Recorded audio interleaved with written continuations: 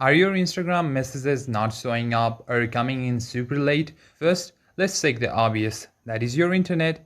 Make sure that the internet that you connect, that is either Wi-Fi or mobile data, is strong. If it is weak, your messages won't load. Next, let's check your message requests. Sometimes messages get hidden there. To make sure you aren't missing anything in the future, let's fix your setting.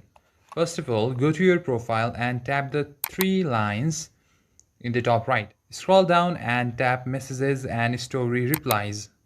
Now click on Message Requests and make sure that under Who can send your message request, it is on Everyone. If you select it to your followers or just no one will be able to message you. That may be the reason you are not getting any message. So please set this to everyone and you should get your messages. Or is it just one specific person's messages that are missing? You might have accidentally restricted them.